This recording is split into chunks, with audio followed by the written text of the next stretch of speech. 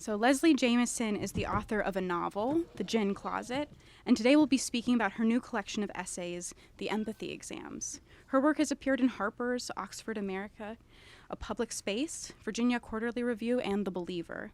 She's a columnist for the New York Times Book Review and is currently finishing a doctoral dissertation at Yale about addiction narratives.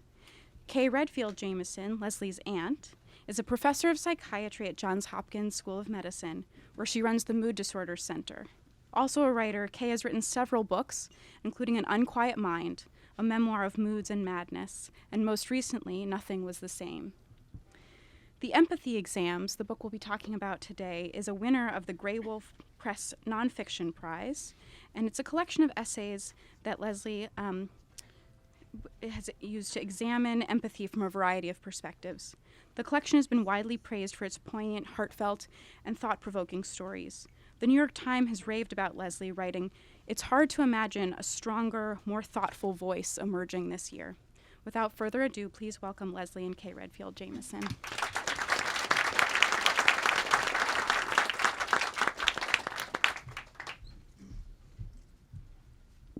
Thank you. I can't tell you how fabulous it is to be the warm-up act for my niece, who's not only an incredibly wonderful niece, she's a fabulous writer and has been since she was very young. And just if you haven't read her books, you will see it when you read them. They're really terrific. She's a wonderful writer.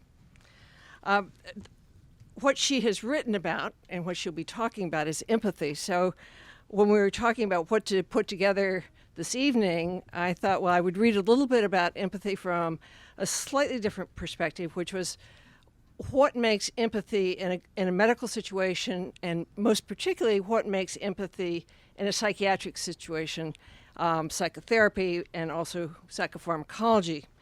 I'm often asked, because of having been open about my own bipolar illness, about whether that gives me some sort of advantage, empathy-wise, with respect to treating other patients who have mania or depression.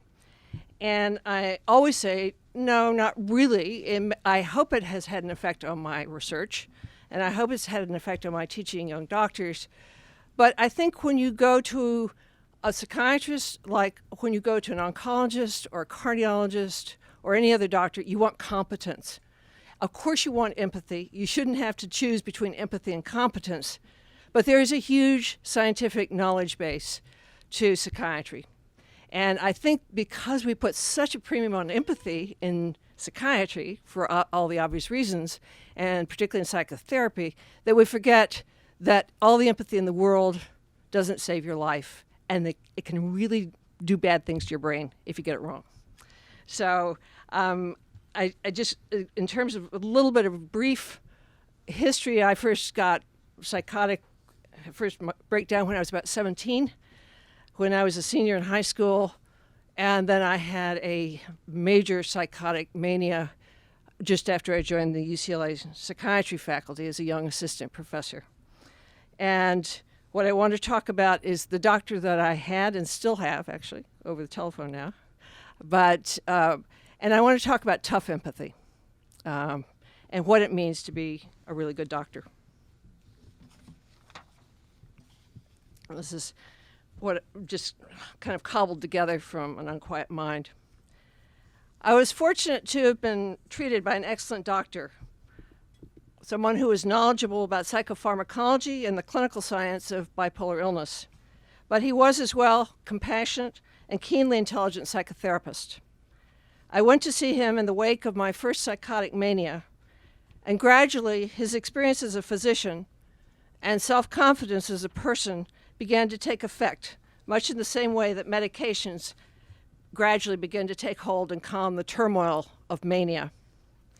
He made it unambivalently clear that he thought I had manic depressive illness and that I was going to need to be on lithium, probably indefinitely.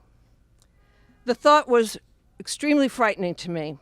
Much less was known then than is known now about the illness and its prognosis. But the prognosis, from what I read, was not anything to write home about. But all the same, I was relieved to hear a diagnosis that I knew in my heart to be true.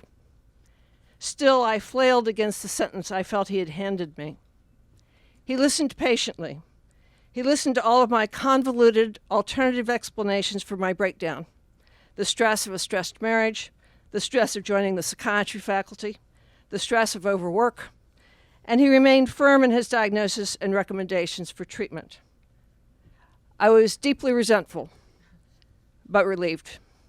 And I respected him for his clarity of thought, his obvious caring, and his unwillingness to equivocate in delivering bad news.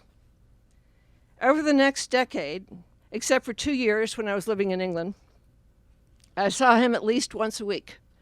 When I was suicidally depressed, I saw him more often. He kept me alive 1,000 times over. He saw me through madness, despair, disillusionment, and triumph, recurrence of illness, a nearly fatal suicide attempt, the death of a man I loved, and the pleasures and aggravations of my professional life. In short, he saw me through the beginnings and endings of virtually every aspect of my psychological and emotional life. He was extremely tough, as well as very kind. And even though he understood more than anyone how much I felt I was losing in energy, vivacity, originality, by taking medication, he never was seduced into losing sight of the overall perspective of how costly, damaging, and life-threatening my illness was. He always kept the basic choice in perspective. The question was not whether lithium was a problematic drug. It was. It is. It was not whether I missed my highs. I did. I do. The choice as he saw it then and now was between madness and sanity, between life and death. He kept fast to this understanding, and he brought me round to it. I remember sitting in his office 100 times during the grim months of a very long 18-month suicidal depression, and each time thinking, what on earth can he say that will make me feel better or keep me alive? There never was anything he could say. That's the funny thing. It was all the desperately optimistic, condescending things that he didn't say that kept me alive. All the compassion and warmth I felt from him that could not have been said. All the intelligence, competence, and time he put into it. And his granite belief that mine was a life worth living. He was direct, which was important, and he was willing to admit the limits of his understanding, call in consultants, and change treatments when he was wrong. Most difficult to put into words, but in many ways the essence of everything. He taught me that the road from suicide to life is cold and colder still, but with steely effort, the grace of God, and an inevitable break in the weather that I can make it. He was at ease with ambiguity, had a comfort with complexity, and was able to be decisive in the midst of chaos and uncertainty. He treated me with respect, a decisive professionalism, wit, and an unshakable belief in my ability to get well, to compete, to make a difference. It was the task and gift of a great doctor. It was the task and gift of psychotherapy. And I just want to end with a few words about psychotherapy, because when I first was director of the Mood Disorders Clinic at UCLA 1,000 years ago, there was very much a backlash against psychotherapy, because psychotherapists were treating people with psychotic illnesses, and people were dying and getting worse. And that there was a tendency to negate the value of psychotherapy. And what's happened in recent years is the realization that very often you need both psychotherapy and medication. So I'll just end with a few words about that. At this point in my life, I cannot imagine leading a normal life without both taking lithium and having had the benefits of good psychotherapy.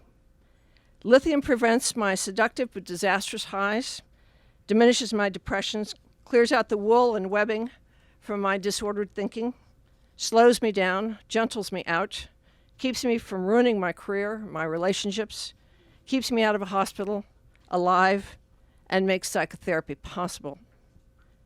But ineffably, psychotherapy heals. It makes some sense of the confusion, reins in the terrifying thoughts and feelings, returns some control and hope and possibility of learning from it all. Pills do not ease one back into reality. They only bring one back headlong, careening, and faster than can be endured at times. Psychotherapy is a sanctuary. It is a battleground. It is a place where I've been psychotic, elated, confused, and despairing beyond belief. But always it is where I have believed or have learned to believe that I might someday be able to contend with it all. No pill can help me deal with the problem of not wanting to take pills. Likewise, no amount of psychotherapy can prevent my manias and my depressions. I need both. It is an odd thing owing life to pills, one's own quirks and tenacities, and this unique, strange, and ultimately profound relationship called psychotherapy. Thank you.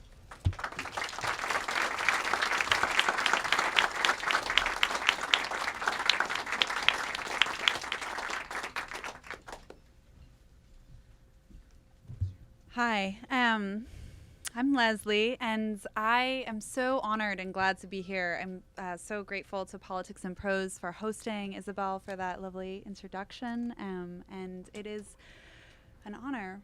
Where did you go? Okay. Oh, it's an honor to be here with my aunt. We just say two things quickly about that, and one is that really from a very young age, my aunt has been like my drug dealer, but for poetry and blank notebooks. She's always encouraged this passion I've had for writing, and has also been such a role model in terms of seeing, not just how to craft a life as a writer, but also honestly just how the writing you put out into the world can mean something that in a way that really changes and broadens and people's lives and gives them this feeling of being heard, a kind of solace. And that has always loomed so large on my horizon in terms of what I wanted to do with my own work. I'm going to read from the opening essay of my collection, which is also the title essay. And this essay was important for me. The process of writing this essay was really, it was in the course of writing this essay that I started to think maybe a lot of the pieces that I'd been writing belonged together in a collection, and maybe these pieces that seemed like they were about very different things, an ultramarathon in Tennessee, a silver mine in Bolivia, that they were actually speaking to each other and addressing resonant questions in ways that I hadn't quite realized. So it was in the process of working on this piece that I started to feel how empathy was this kind of lodestone that I was working towards and working around. So with that said, here is the opening of the book. My job title is medical actor, which means I play sick. I get paid by the hour. Medical students guess my maladies. I'm called a standardized patient, which means I act toward the norms set for my disorders. I'm standardized lingo SP for short. I'm fluent in the symptoms of preeclampsia and asthma and appendicitis. I play a mom whose baby has blue lips. Medical acting works like this. You get a script and a paper gown. You get $13.50 an hour. Our scripts are 10 to 12 pages long. They outline what's wrong with us, not just what hurts, but how to express it. They tell us how much to give away and when. We are supposed to unfurl the answers according to specific protocol. The scripts dig deep into our fictive lives, the ages of our children and the diseases of our parents, the names of our husbands' real estate and graphic design firms, the amount of weight we've lost in the past year, the amount of alcohol we drink each week. My specialty case is Stephanie Phillips, a 23-year-old who suffers from something called conversion disorder. She is grieving the death of her brother, and her grief has sublimated into seizures. Her disorder is news to me. I didn't know you could convulse from sadness. She's not supposed to know either. She's not supposed to think the seizures have anything to do with what she's lost. Stephanie Phillips, Psychiatry, SP Training Materials, Case Summary. You are a 23-year-old female patient experiencing seizures with no identifiable neurological origin. You can't remember your seizures, but are told you froth at the mouth and yell obscenities. You can usually feel a seizure coming before it arrives. The seizures began 2 years ago, shortly after your older brother drowned in the river just south of the Bennington Avenue Bridge. He was swimming drunk after a football tailgate. You and he worked at the same miniature golf course. These days you don't work at all. These days you don't do much. You're afraid of having a seizure in public. No doctor has been able to help you. Your brother's name was Will. Medication history. You are not taking any medications. You've never taken antidepressants. You've never thought you needed them. Medical history. Your health has never caused you any trouble. You've never had anything worse than a broken arm. Will was there when you broke it. He was the one who called the paramedics and kept you calm until they came. Our simulated exams take place in 3 suites of purpose-built rooms. Each room is fitted with an examination table and a surveillance camera. We test second and third year medical students in topical rotations, pediatrics, surgery, psychiatry. On any given exam day, each student must go through encounters, their technical title, with 3 or 4 actors playing different cases.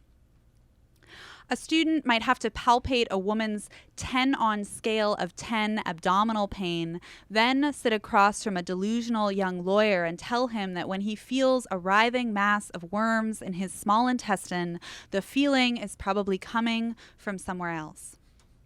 Then, this med student might arrive in my room, stay straight-faced, and tell me that I'm about to go into premature labor to deliver the pillow strapped to my belly, or nod solemnly as I express concern about my ailing plastic baby. He's just so quiet. Once the 15-minute encounter has ended, the medical student leaves the room, and I fill out an evaluation of his/her performance. The first part is a checklist. Which crucial pieces of information did he/she manage to elicit? Which ones did he/she leave uncovered? The second part of the evaluation covers affect. Checklist item 31 is generally acknowledged as the most important category. Voiced empathy for my situation/problem. We are instructed about the importance of this first word, voiced. It's not enough for someone to have a sympathetic manner or use a caring tone. The students have to say the right words to get credit for compassion. We SPs are given our own suite for preparation and decompression. We gather in clusters, old men in crinkling blue robes, MFAs in boots too cool for our paper gowns, local teenagers in hospital ponchos and sweatpants. We help each other strap pillows around our waists. We hand off infant dolls. Little mnemonic baby Doug, swaddled in a cheap cotton blanket, is passed from girl to girl like a relay baton. Our ranks are full of community theater actors and undergrad drama majors seeking stages, high school kids earning booze money, retired folks with spare time. I am a writer, which means I'm trying not to be broke. We play a demographic menagerie, young jocks with ACL injuries and business executives nursing coke habits. STD grandma has just cheated on her husband of 40 years and has a case of gonorrhea to show for it. She hides behind her shame like a veil, and her med student is supposed to part the curtain. If he asks the right questions, she'll have a simulated crying breakdown halfway through the encounter. Blackout Buddy gets makeup. A gash on his chin, a black eye, and bruises smudged in green eyeshadow along his cheekbone. He's been in a fender bender he can't even remember. Before the encounter, the actor splashes booze on his body like cologne. He's supposed to let the particulars of his alcoholism glimmer through, very unplanned, bits of a secret he's done his best to keep guarded. Our scripts are studded with moments of flourish. Pregnant Lila's husband is a yacht captain sailing overseas off Croatia. Appendicitis Angela has a dead guitarist uncle whose tour bus was hit by a tornado. Many of our extended family members have died violent Midwestern deaths, mauled in tractor or grain elevator accidents, hit by drunk drivers on the way home from Hy-Vee grocery stores, felled by big weather or Big Ten tailgates, firearm accident, or, like my brother Will, by the quieter aftermath of debauchery. Between encounters, we are given water, fruit, granola bars, and an endless supply of mints. We aren't supposed to exhaust the students with our bad breath and growling stomachs, the side effects of our actual bodies. Some med students get nervous during our encounters. It's like an awkward date, except half of them are wearing platinum wedding bands. I want to tell them I'm more than just an unmarried woman faking seizures for pocket money. I do things, I want to tell them. I'm probably going to write about this in a book someday. We make small talk about the rural Iowa farm town I'm supposed to be from. We each understand the other is inventing this small talk, and we agree to respond to each other's inventions as genuine exposures of personality. We're holding the fiction between us like a jump rope. One time, a student forgets we are pretending and starts asking detailed questions about my fake hometown, which, as it happens, is his real hometown. And his questions lie beyond the purview of my script, beyond what I can answer, because in truth, I don't know much about the person I'm supposed to be or the place I'm supposed to be from. He's forgotten our contract. I bullshit harder, more heartily. That park in Muscatine, I say, slapping my knee like a grandpa. I used to sled there as a kid. Other students are all business. They rattle through the clinical checklist for depression like a list of things they need to get at the grocery store: sleep disturbances, changes in appetite, decreased concentration. Some of them get irritated when I obey my script and refuse to make eye contact. I'm supposed to stay swaddled and numb. These irritated students take my averted eyes as a challenge. They never stop seeking my gaze. Wrestling me into eye contact is the way they maintain power, forcing me to acknowledge their requisite display of care. I grow accustomed to comments that feel aggressive in their formulaic insistence. That must really be hard to have a dying baby. That must really be hard to be afraid you'll have another seizure in the middle of the grocery store. That must really be hard to carry in your uterus the bacterial evidence of cheating on your husband. Why not say, I couldn't even imagine? Other students seem to understand that empathy is always perched precariously between gift and invasion. They won't even press the stethoscope to my skin without asking if it's okay. They need permission. They don't want to presume. Their stuttering unwittingly honors my privacy. Could I, would you mind if I listen to your heart? No, I tell them, I don't mind. Not minding is my job. Their humility is a kind of compassion in its own right. Humility means they ask questions, and questions mean they get answers, and answers mean they get points on the checklist. A point for finding out my mother takes Wellbutrin, a point for getting me to admit I've spent the last 2 years cutting myself, a point for finding out my father died in a grain elevator when I was 2, for realizing that a root system of loss stretches radial and rhizomatic under the entire territory of my life. In this sense, empathy isn't just measured by checklist item 31, voiced empathy for my situation/problem, but by every item that gauges how thoroughly my experience has been imagined. Empathy isn't just remembering to say, that must really be hard. It's figuring out how to bring difficulty into the light so that it can be seen at all. Empathy isn't just listening, it's asking the questions whose answers need to be listened to. Empathy requires inquiry as much as imagination. Empathy requires knowing you know nothing. Empathy means acknowledging a horizon of context that extends perpetually beyond what you can see. An old woman's gonorrhea is connected to her guilt, is connected to her marriage, is connected to her children, is connected to the days when she was a child. All this is connected to her domestically stifled mother, in turn, and to her parents' unbroken marriage. Maybe everything traces its roots to her very first period, how it shamed and thrilled her. Empathy means realizing no trauma has discrete edges. Trauma bleeds out of wounds and across boundaries. Sadness becomes a seizure. Empathy demands another kind of porousness in response. My Stephanie script is 12 pages long. I think mainly about what it doesn't say.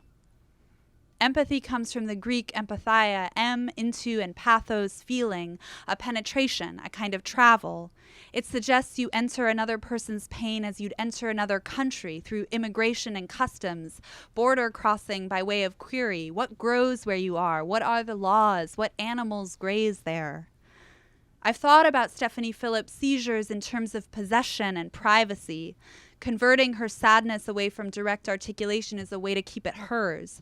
Her refusal to make eye contact, her unwillingness to explicate her inner life, the way she becomes unconscious during her own expressions of grief and doesn't remember them afterward. All of these might be a way to keep her loss protected and pristine, unviolated by the sympathy of others. What do you call out during seizures? One student asks. I don't know, I say, and want to add, but I mean all of it. I know that saying this would be against the rules. I'm playing a girl who keeps her sadness so subterranean she can't even see it herself. I can't give it away so easily. Thanks. So I'm a physician. I went to medical school when I was 40. I just missed this. And it sounds dreadful. I can't imagine relating to a person, a standardized patient, in a standardized way. And everyone's different, and you look at the body language and you get a sense of what they are and what kind of thing they respond to. So no two doctors will do it the same way, and no two patients will respond exactly the same way. Is that how you felt, or did you really think that you were waiting for them to display the right attitudes and ask the right question that would elicit the answer? And it would be the same in any case, except that some people would get higher grades for getting more questions right, and some people would get lower grades for not asking the correct question that would give them the correct answer. Right. Yeah. I think if I'm understanding your question correctly, yeah, I think that there's something inherently limited in what this kind of training can train for, which is to say it can't train for the inevitable specificity and singularity of any person. What I've talked to actually a good number of doctors in the aftermath of publishing that title essay, and what doctors have shared with me that they felt that they got from SP training was sort of a set of almost something like a set of tools to work with, so that there were a certain level of kind of nerves that they had about going into those encounters in the first place, and that feeling a set of motions they could go through was something that they could draw on in those moments. So in any given singular encounter, they felt like they had a set of things that they could do. But I think so that's sort of, I can't speak to what's useful about it as a doctor, but that's some of what I've heard. In my experience as a standardized patient, what I was feeling was, it actually gave me a lot more empathy for what it must be like to be a doctor, because I saw so many of these students were clearly so eager to do the right thing, but struggling so hard with the kind of awkwardness of being around a stranger's body, and especially even the idea of a stranger's trauma, even though it was clear to both of us that I was acting that condition rather than actually experiencing it. And the sort of where the essay goes next is drawing on my experience as a medical patient rather than a standardized patient, where I'm thinking through ways that the kinds of empathy that I was evaluating in this very quantifiable way, like, were present or in many cases absent in my own experiences as a patient with real doctors. So, did you think that they were the things that were absent should have been present? Do you think the teachers who set this scenario up got it right? Well, I think, like, basically, do I think there's any positive value in standardized patient training? Yeah, I think that there is. I think, is it going to take somebody who's terribly unempathetic and turn them into an empathetic person? Like, no. But do I think that there are some sort of sets of mistakes that it might start to guard against, or sets of motions that it might get into play? Like, yes, I do. I am. Okay, thank you. Sort of building on that, how does one, or I should ask, does one learn empathy, teach empathy? Is it something that is modeled?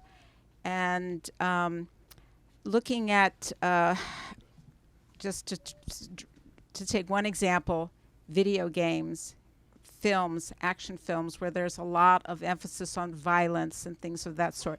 What role do you see those play in either being contrary to the empathy, encouraging empathy, and sort of coupling those together? Yeah. I think to speak to the first part of that question, I mean, I think it connects to the question that I was just answering, in terms of, I think after the writing of this piece and all of the experiences and thought work that went into this piece, I think I have a greater faith in the way that empathy can be something intentional, and in that way is teachable. I think that there are certain temperamental qualities that might make you more or less disposed to wanting to experience the mental or emotional states of others, or feeling sort of subject to those experiences. But I also think that certain patterns or habits of mind or action, like asking questions, like placing yourself in proximity to people who are in difficult spaces, rather than sort of shying back from those spaces, I think that those are actions that make it more likely that you'll experience empathy. And so I think in those kinds of actions are things that seem to me more intuitively teachable. And again, it's been so fascinating to me to talk to doctors about their responses to this piece, because obviously they know much more about, they've spent longer as professionals in the medical field than I have. And to hear their reflections on whether they felt that empathy was something they could be taught. One thing that came up a lot was doctors would reference the kind of feedback loop between actions and interior states, so that, research about how smiling can actually make you, feel better, that kind of stuff. So it's not some binary between what you do and what you feel inside. And I guess how that would play into things like violence, or, the ways that violence also might be kind of inherited or modeled, or, I do think there's a kind of correlative version of that feedback loop when you're talking about experiencing violence or encountering violence, where certain things become more habitual or more familiar, and that can create a kind of cycle as well.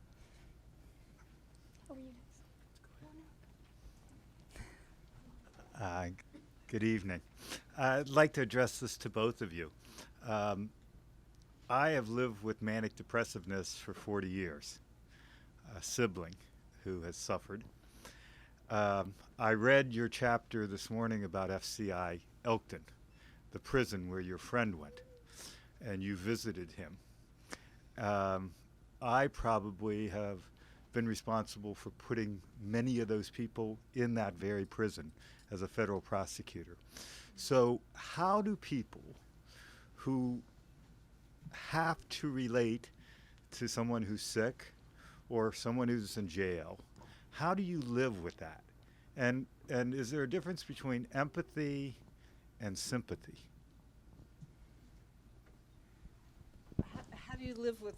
How do you deal with someone who has this terrible disease, and you're there up close with them every day?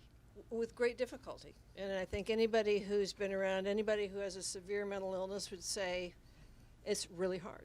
There's no easy answer. The person who's standing behind you is one of our best doctors at Johns Hopkins, Dr. Adam Kaplan, who's addressed this issue day in and day out. And I think that anyone who deals with bipolar illness, with schizophrenia, with psychotic depression, the three most severe mental illnesses, knows it's hard. There are consequences. Violence is something that is not discussed enough. It's something that needs to be discussed more. I think the best way is to be educated. I think one of the great things in this day and age is that there are a lot of really good support groups out there for families, and that can be really hard. I mean, to know that you're in a situation with other people who are going through the same things, because there are a lot of legal issues that come up. There are a lot of practical issues. There are a lot of financial issues that come up. To say nothing of how devastating it is to see someone you love be in such pain, and also pretty awful at times.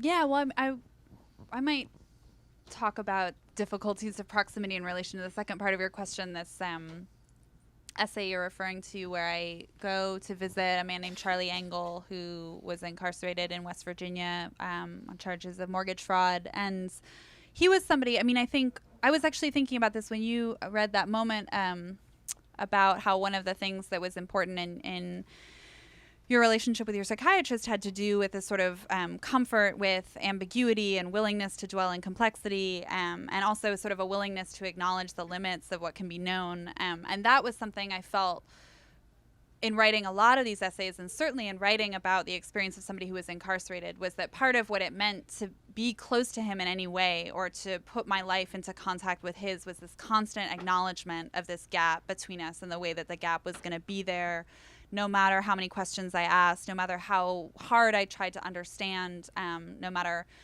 what shape or form my empathy took. If it was going to be an honest empathy, it was going to have to hold that space, and the way that even when I went to visit him in West Virginia, and even when we were inhabiting the same physical structure, we were inhabiting that physical structure in such wildly different ways that I couldn't know what it was like to be him there. And I think that bringing yourself back to the kind of humility of that acknowledgement was something that came up for me over and over again when I was writing these.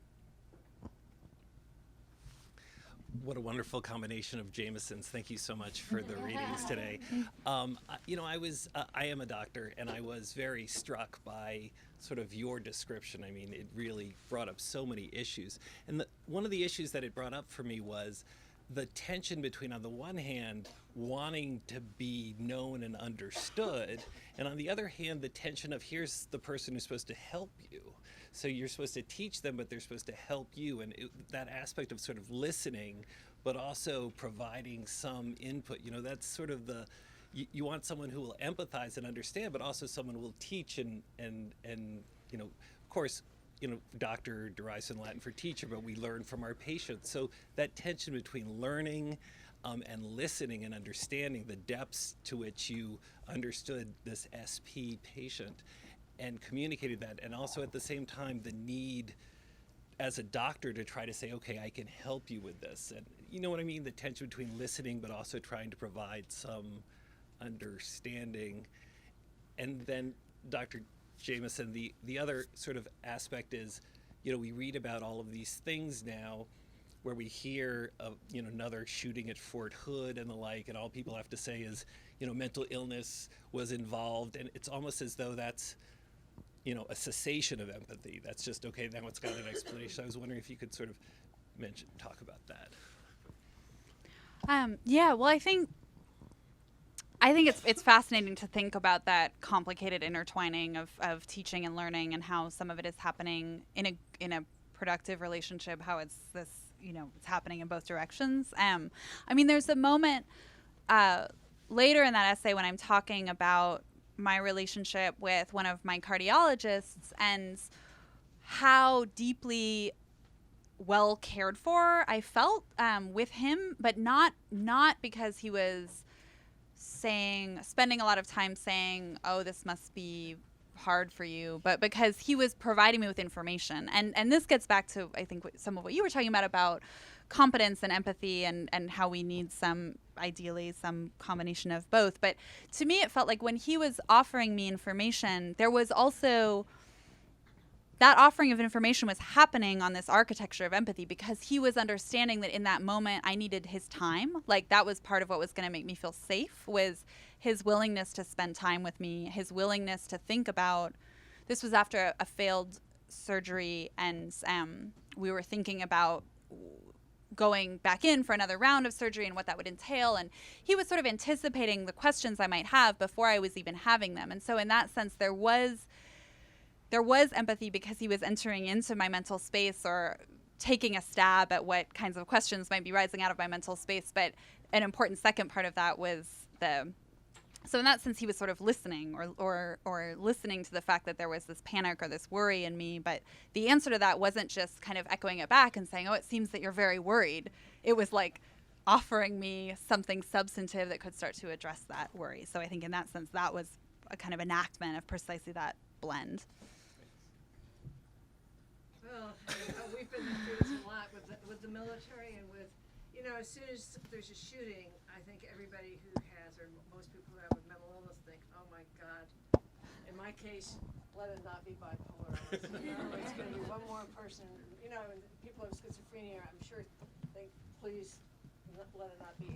It's so incredibly reductionist, and yet it's an incredible problem. And I think the good thing that's come out of all of this, I think the military has done an incredibly good job at trying to understand a remarkably complex set of hundreds of thousands of young people who are just, the whole circumstances is so fraught and difficult.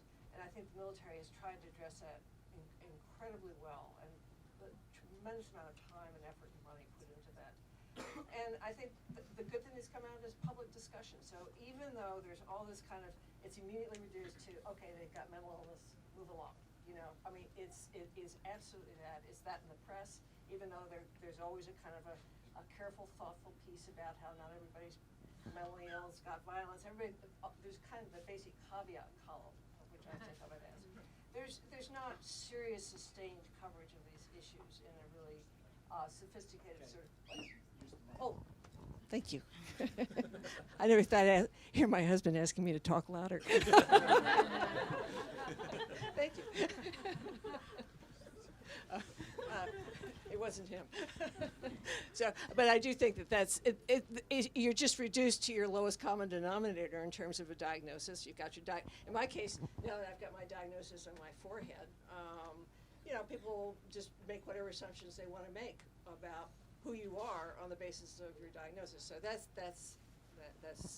unfortunately the case. But I do think the good thing of it, particularly after the shooting in Connecticut at the elementary school, is that I was at the NIMH council meetings shortly after that, and President Obama had put through like 20 executive orders on the basis that had to do with mental illness. And these had not been put through in the last 50 years. So these, from the point of view, if you're sitting there and you have mental illness as well as studying it, and you look at this list of executive orders, it's really impressive. So that's a good thing that comes out of it. I have a question about writing. I hope it's okay to wander a little bit off course from our conversation. But the essay you read from Leslie, I love that essay. It's beautifully constructed and beautifully realized. And I was just wondering, when you decide to write fiction and when you decide to write creative nonfiction, because I think it could possibly be a fiction piece, and also how empathy, just the inquiry into empathy, has fed your own kind of creative imagination as a writer. Is that? Yeah, well, certainly, I mean, to me, it's impossible to separate whatever it is that makes me, I don't want to necessarily say empathetic, but curious about the lives of others. It feels exactly the same as the impulse that makes me want to write. And when I write fiction, I guess it's sort of imagining a hypothetical other and then being curious about that hypothetical other. And when I write nonfiction, it's somehow putting myself into contact with actual others and seeing them from as many angles as I can. But in both of those cases, I think the work of writing well involves the same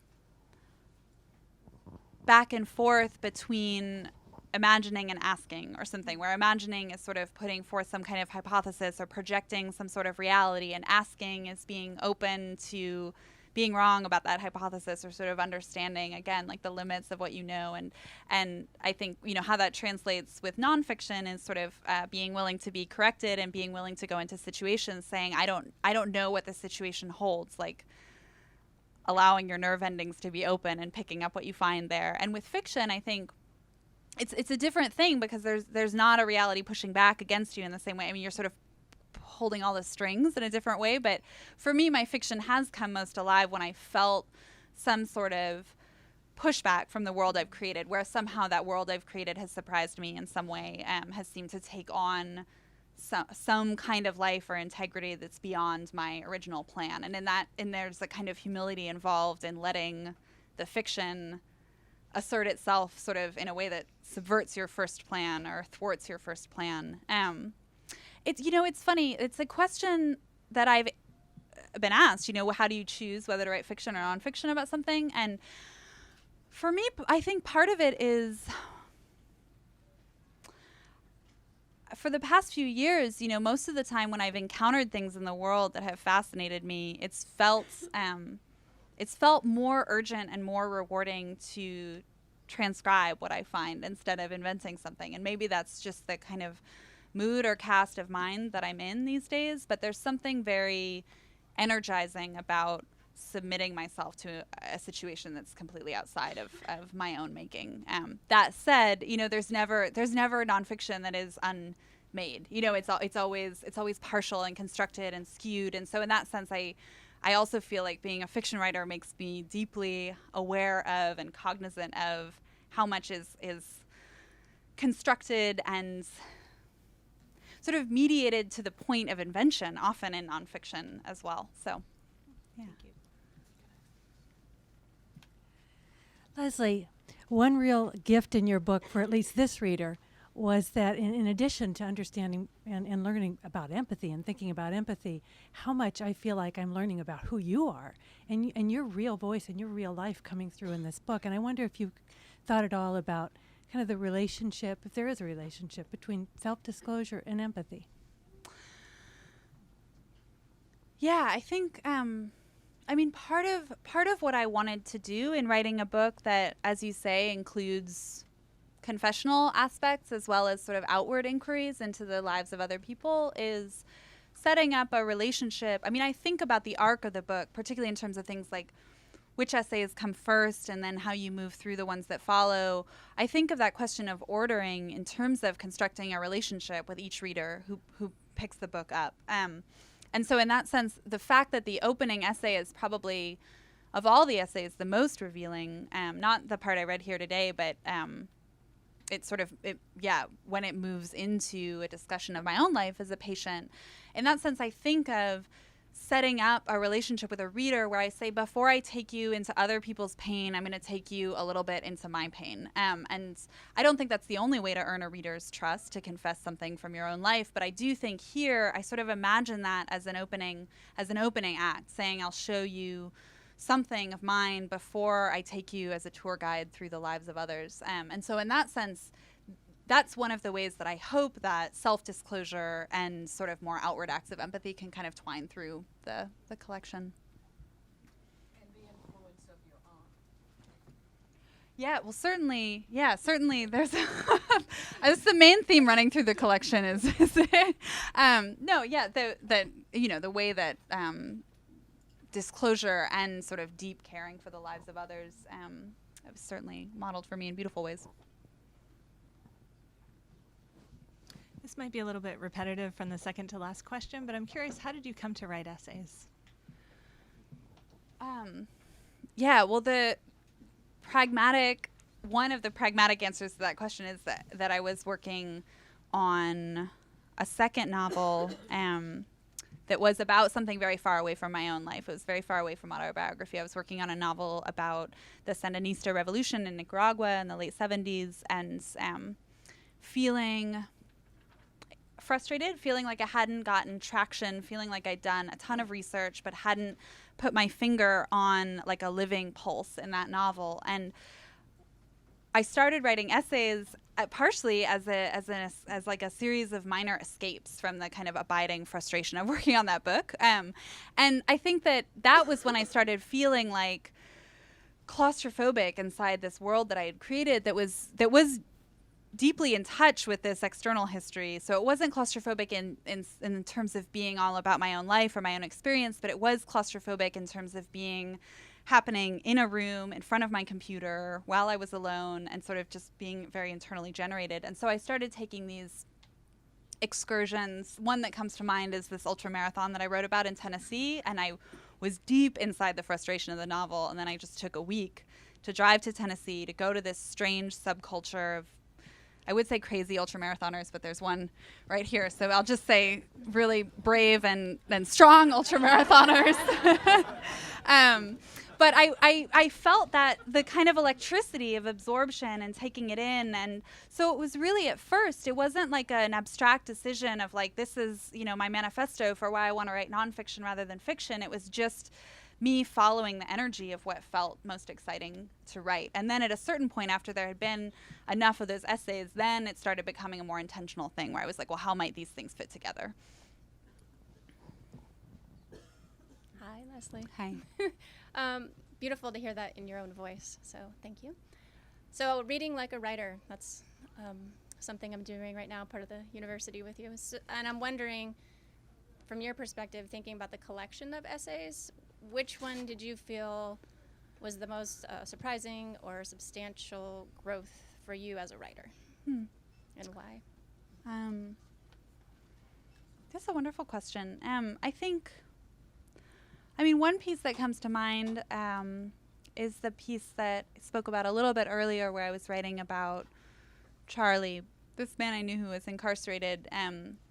That piece, one of the things that I learned in the process of writing that piece was the importance of letting yourself be surprised by the shape that a piece takes. I had originally imagined this piece as just a profile of this one man who was incarcerated and what his experience of incarceration was like.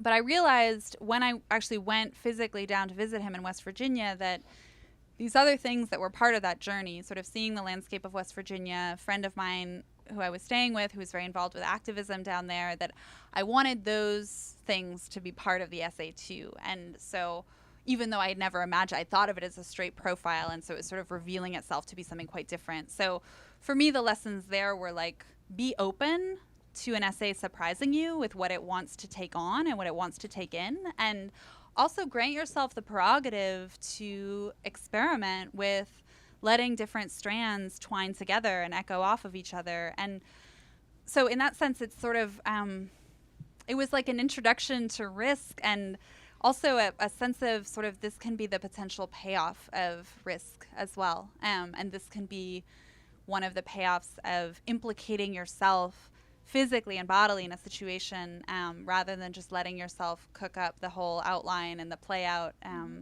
from, the confines of your mind. So, thank you.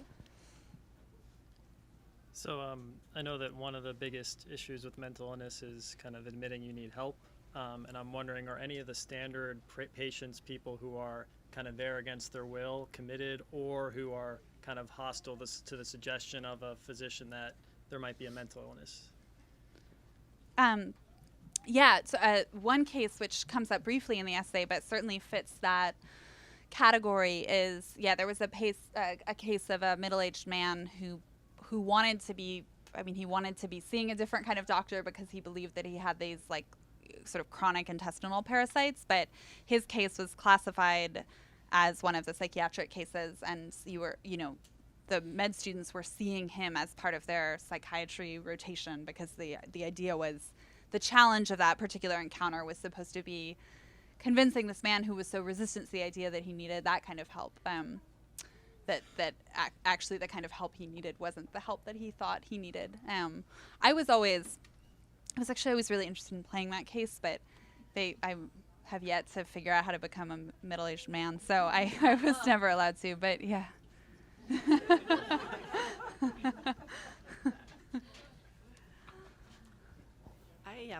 First of all, I wanted to say it's a small world. I think, if I'm not mistaken, your brother is Dean, is that right? And your uncle? And I used to work with him here at the World Bank, so that's long time ago. Nephew is his son, and big family here. So I was young, but I looked up to him, and I think that's not my question. My question, which is probably an obvious question, you've probably gotten it a lot, but I read your book about 10 years ago maybe, and was very interested in it, and I wondered, does being a patient how does that affect your being a doctor? Being, in a sense, being a patient with a mental issue, how does it affect your being a doctor? Does it help? Does it hurt? I stopped seeing patients. I stopped seeing patients when I wrote An Unquiet Mind. Not because I had a mental illness, because obviously I'd been practicing for many, many years before that, always with the people I practiced with, knowing that my condition and having full authority to do whatever they had to do. So that was one of the major decisions. There were a lot of things about going public. If you're a professor of psychiatry at Hopkins, that you think long and hard about going public with a psychotic illness, as you might imagine. But one of them was, from my point of view, I had trained to be a therapist. I loved it. I loved seeing patients. I'd run a very large clinic. I had always had private practice as well. And the thought of losing that, of not being able to see patients, was and remains a huge professional loss. I end up seeing, every time I go to Hopkins, I would say I see a lot of the house staff and a lot of the faculty. So you sort of see, and I see every now and then a consultation, that's seeing people in a very, very different way. It's not in a psychotherapeutic way. So the answer is I miss it hugely. And also the whole business of actually telling your patients that you have what you've been treating them for is an experience this is quite an experience. Yeah.